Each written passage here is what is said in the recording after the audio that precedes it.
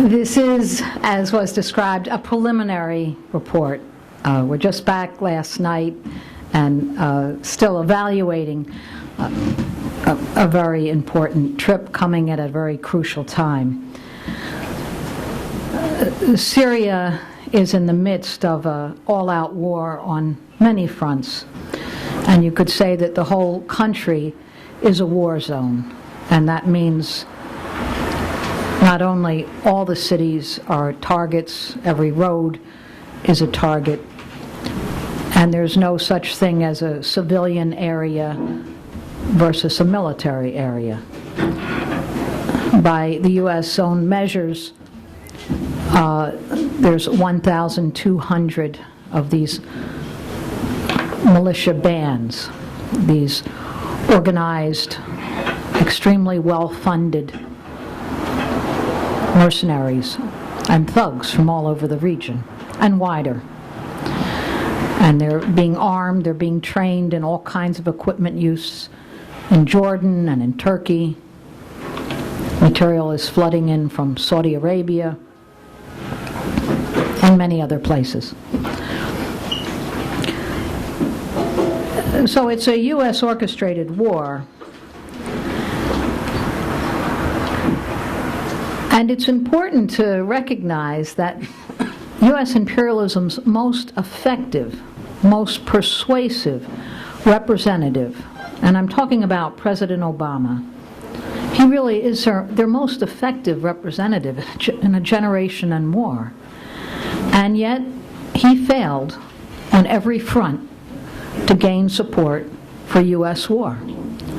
Failed overwhelmingly in the UN Security Council, at the G20 meeting in Moscow, even with NATO, or the British Parliament. But most important, with the U.S. Congress. It became impossible to move forward. They literally couldn't hold the vote because when they counted in advance, they knew it would be a debacle. Every congressional office was flooded. And the demonstrations that we had a real role in more than 48 cities in the U.S., and in helping to initiate this and reaching out and connecting, was very important. And a role was really played also with the Syrian Americans here in the U.S., who also mobilized, and that's a big and a new development. So Washington was forced to pull back for a time. Now, this is also, you could say, a war and a real confrontation that we saw coming long in advance. And 2.5 years ago, we were organizing forums and meetings and picket lines and publishing a pamphlet that Joyce Chediak wrote, regular articles on what was at stake and who was responsible, and that this was an all-out effort at regime change, at destabilization, at U.S. domination of the region. But I really want to spend a lot of time describing the delegation. Sometimes it's important to step back and explain why we do the things we do, and what role such a trip plays in a view of the anti-war movement. We're opponents of U.S. imperialist wars on every attack of our own ruling class on every front, domestically against racism and repression, internationally, regardless of the country that is being targeted. And every demonstration and picket line and public meeting is really to show opposition, and to do so in a way that will unify and encourage others. Because every war and every attack takes place to isolate and marginalize whoever is the victim of the attack. So a delegation to Syria plays the same role, in another sense, as a demonstration, as a picket line. It's a demonstration of solidarity.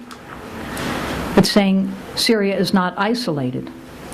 It's an attempt to set an example and to confront the demonization of a whole country. It's an attempt to work with the alternative media and also to organized voices within the anti-war movement who are consciously trying to reject the arrogant imperialist demands for regime change. So a great deal of our challenge, it's a political challenge, is to help change the perception of what's at stake, to explain it in ways that people can understand it. Visits to a hospital, and particularly we saw many soldiers who were targets of continual snipers attacks, people wounded from neighborhood defense teams. We visited a family displaced persons center. This is a huge social problem in Syria. The insecurity of war forces whole families to flee with whatever they can carry, and they're desperate just to stay together. I mean, what is the insecurity that families have in a time of war? Is how to hold on to everybody and somehow stay together and hold on to each other. That's what security is. Can be more important than eating and having a roof over your head, is to know where your children are, where the elders and the seniors are they taken care of? And so when people flee an area, it's literally what they can put sometimes in a sack, in a bag, squeeze into a car. There are 4 million internally displaced people in Syria. That's in a population of about 22 million, so it's a huge part of the population. There's about 2 million refugees outside of Syria, largely in Turkey.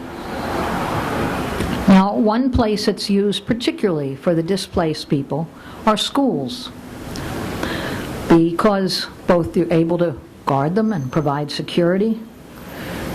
Very often each family, or sometimes it's 2 families, to a classroom, maybe all sharing the bathroom on the hall.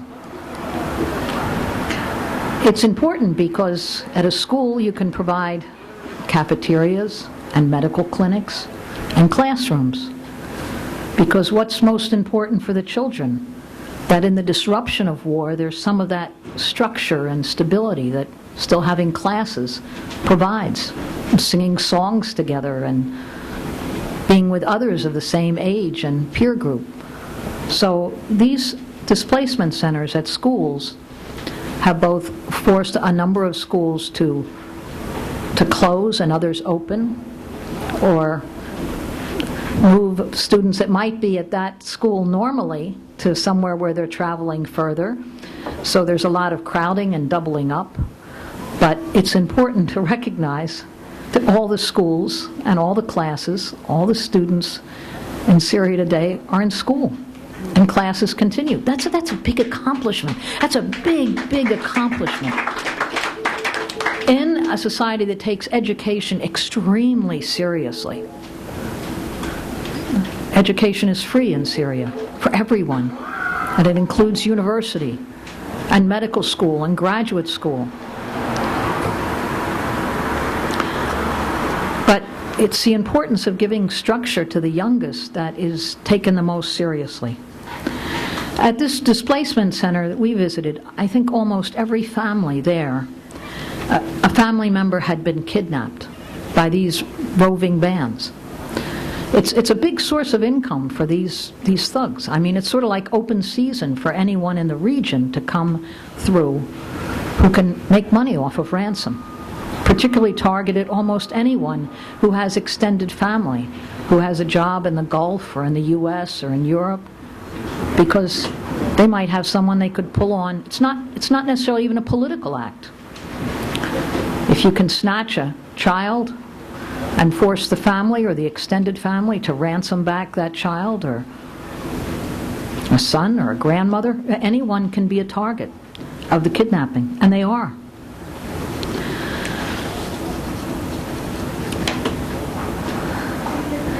It's the ransom is part of the looting that's going on. We couldn't visit the city of Aleppo. It's a major city. It's really the most productive, the industrial center. For weeks now, Aleppo has been without electricity, without communication, That includes phone or internet. And with the convoys bringing basic food supplies constantly under attack by these rebel forces. Aleppo, extremely important. It's almost right on the Turkish border. And these armed groups are able to come in trucks and literally loot entire factories. Not just the goods in the factory, but the equipment and the communication towers and the satellite towers and almost anything that can be taken apart. And it's done even in broad daylight in front of cameras. It's another, because it can be sold and resold along with piping and tubing and all manner of materials. Now, I at the same time want to say that although we're visiting a country at war, there is every effort, and it's a kind of it's a discipline, but it's also coming from every level to give an impression of calm. Not only are the schools open, the markets are open. Syria has quite a system of very modern roads and highways and very impressive housing, very modern housing, and all of that in Damascus in extremely good order. And we were told any kind of attack, there's an all-out effort to, like by the very next day, clean it and paint it and give an air of normalcy. That's part of the war, too, to not psychologically bend. We had a very exciting visit to an encampment on Mount Qassayun. This was taken, it began on the day that it seemed that the U.S. attack was really, the bombing was going to come that night. And it was hundreds of young people. This is the mountain that like overlooks all of Damascus, and all the communication towers and TV towers and such are on this mountain. So hundreds of youth went up to that mountain and set up an encampment called Over Our Dead Bodies. It was a human shield, and it was really a very heroic statement. They'd set up tents, and they were determined to stay there during this whole period. And there are hundreds there at any time. And they have rotations, and more than 100 people stay there at night, many hundreds during the day. Young woman who organized it, we were able to do an interview with Ogaret Dandash. She was interesting, actually a Lebanese woman who had helped to participated in a similar effort in Libya 2.5 years ago. And we met other young people who had been involved in struggles in Gaza and the Mavi Marmar, and shipments when the Palestinians were besieged. It's such an example of internationalism and struggles learning from each other and linking in together. It was actually a very interesting exchange because some of the people, for example, Cynthia McKinney, who had been there in Libya, they realized they knew each other, and also, to say, I kind of looked up and saw those communication towers and realized, oh my goodness, my phone will work here. So we were able to do an on-the-spot interview with this woman, with Andrea Sears of WBAI, and they played it by that night. We were able to take that same interview and send it out widely all over the world. But it was interesting. We thought, well, this is really great. We're going to get this word out by tonight, by tomorrow. But actually, by the time we were back off the mountain, I think we weren't even off. Somebody looked on their phone, and why, the folks up there had already posted it all over Facebook. They were like way ahead of us. So that was also an interesting example of their ability to communicate. And by the way, we told them that this same day, right now, there are demonstrations going on with Occupy Wall Street in New York City. that we learn from each other's struggles and from each other's encampments and resistance. And they were very excited to hear about that. Oh, where could we get information? And, So, now, there were also official visits. And I want to take up, we met with the Syrian president, Bashar Assad.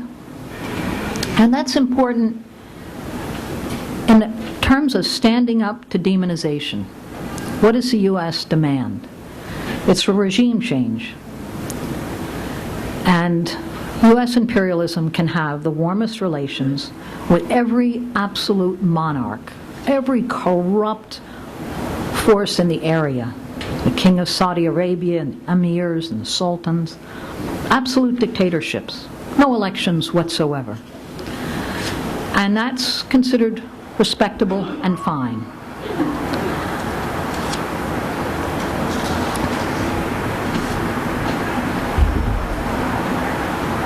When you look at the Gulf states, the majority, there's all these absolute monarchs, and yet the majority of the population are not even citizens. And Syria is the last secular state in the region. So it was an important meeting.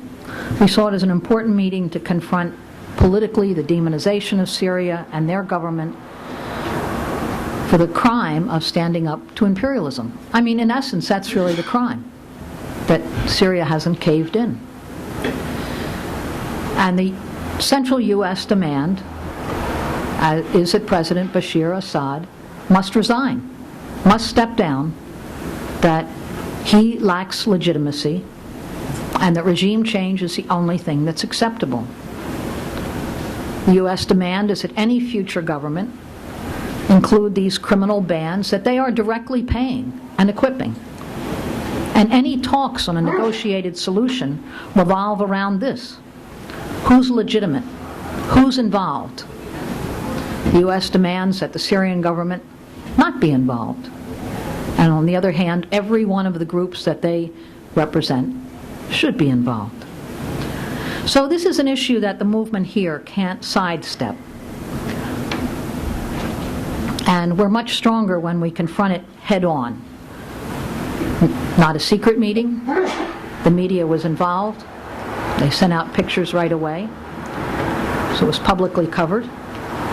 And anything that we did in Syria was publicly covered. It's not secret. It turned out it was the same day, actually, that Fox News was giving big coverage to an interview between former Congressman Dennis Kucinich and President Assad. And actually, Kucinich was there in Damascus at the same time that we were. So that was also important. We also had meetings with the Grand Mufti of Syria, which is the Sunni's highest religious leader, who's strongly for respect for all religious groupings. It's important because of the way in which particularly Saudi Arabia has attempted to use the Sunni forces within Syria, who are almost 80% of the population, and distort the issue, and distort in religious ways. So the Grand Mufti of Syria plays a very important role, so much so that his son was assassinated because he refused to side with the Saudi view. And he was denied a U.S. visa. He was scheduled to come here this summer in a whole series of meetings with religious leaders here, with Christian and Jewish and Muslim, to talk about the mosaic that makes up Syria and the importance of respect for all religions, and was assured that his visa would come through. He went to Jordan to get it, and it was directly stopped from the highest levels. It had been authorized in Jordan. We met with the leaders of the oldest Christian church in Damascus, a church dating back to the 2nd century, now a Greek Orthodox church. The Christian population in Syria is about 10 to 12%. It's a very important minority that sees itself directly threatened and very often targeted by this war. Now,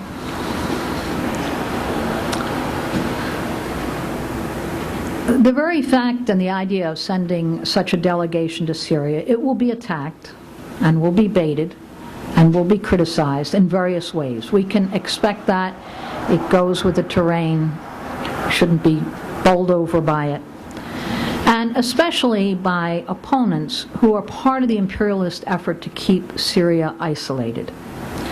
And our message is simply that Syria is not isolated, that there are countries and movements around the world that defend Syria from imperialist attack, and that includes even here in the imperialist center. And this is why our visit was also timed as a way of participating in a very important conference in Beirut the day before we went into Damascus. It was called the Arab International Forum Against U.S. Aggression on Syria and for Resistance. And it was organized by the Arab International Center for Communications and Solidarity. Oh, my time is running. This forum in D.C. was, it opened with representatives of the Lebanese movement, including Hezbollah, and then with George Galloway from Britain and Ramsey Clark, the U.S., and the ambassadors of Russia and Lebanon and Syria and Nicaragua and Iran, and movements throughout Europe and the Middle East. From the U.S., there were representatives there from ANSWER and UNAC and the International Action Center.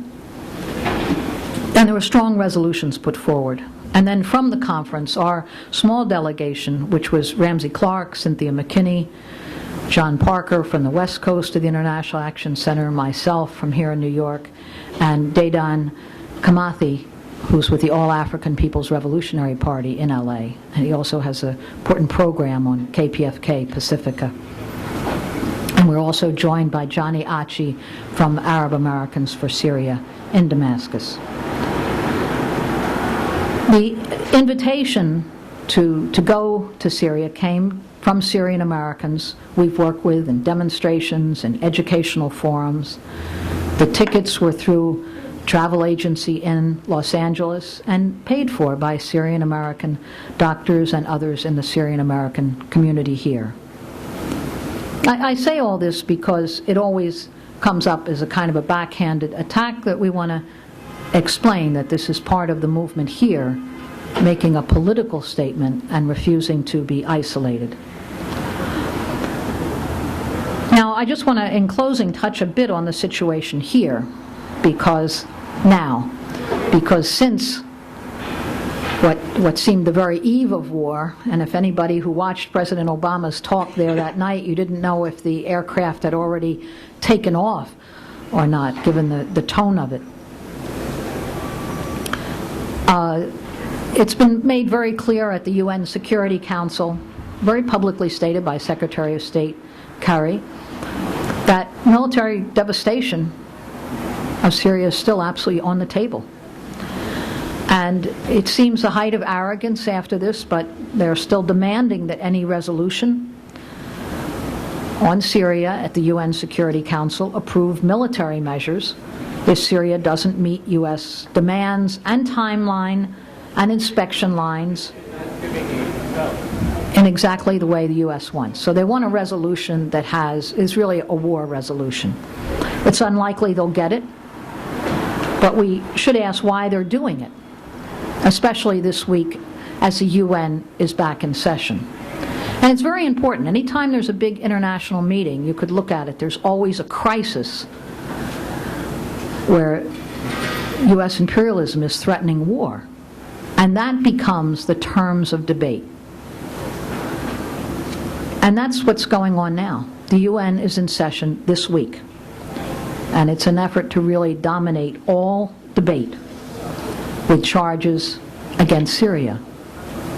And that's really a way of also deflecting any discussion of the criminal U.S. role, who on earth is organizing the effort to overthrow the government of Syria.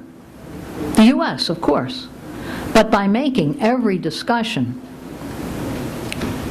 be on gas attacks, which even as the UN report shows, there's no way to confirm such an attack. where it came from, who's responsible for it. Sarin gas, we should remember that the biggest sarin gas attack was a suitcase in a subway in Tokyo by a small sect some years back. It takes very little in terms of technology to spread gas.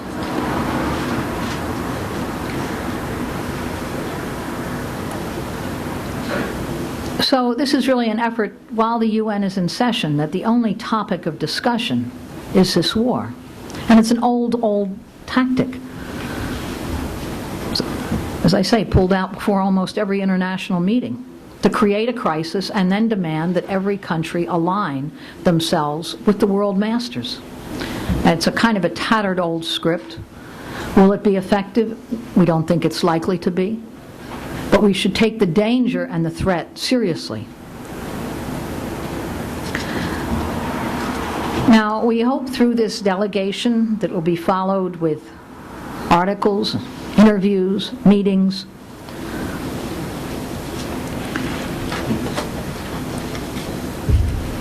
encouraging others to act and speak and write, and keeping this on the front. I think a big impression that we all came back from Syria with is the way in which, at every level, religious groups, community groups, teachers, doctors, there's acting with an air of confidence and determination.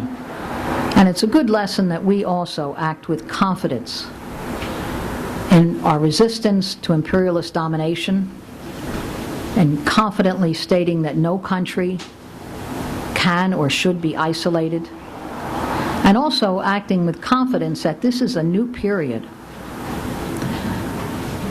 The anti-war movement, even when you think of the allies in the Syrian American community and almost every major city, now that didn't happen. It reflects part of the changing character even of the population here in the U.S. You think back to the Vietnam War, but in the war on Iraq or on Libya, that didn't exist in the same force, where there were hundreds and hundreds of Syrian Americans coming out and mobilizing and taking part in the demonstrations. That's significant, and we thank them. Arab Americans for Syria, the Syrian American Forum, and many, many other groups. I want to take recognition of the importance of the demonstration that took place in Washington, D.C. on the day Congress came back, right in front of the White House, and that have taken place whether in Chicago, Los Angeles, San Francisco, Detroit, Allentown, PA, where there's actually the largest Syrian American community in the country. And we also want to act with great confidence, because this is a new period in another way, that before the U.S. launched a war, there was opposition on such a scale, I mean, larger even than could be reflected in the demonstrations, when congressional offices said, we're being besieged 1,000 to 1. When Nancy Pelosi announced, well, I intend to vote for war, but 95% of my constituents are telling me not to. That's important, because it was happening all over. And it gives us great potential to link this war, and this is something that we did in all of the media and interviews, and we had many, many interviews in Syria. They wanted to hear, what do people from the U.S. say? What do they think? We could talk about the struggle here is for jobs and for health care and for schools right here, and that's what's destroyed in another war. That, as Martin Luther King said, the bombs that fall in Vietnam fall here. It's even more so true today, because this is a system in such crisis. So saying that again and again here and there is a real message that was deeply appreciated there, and it certainly resonates here in the U.S. Thank you.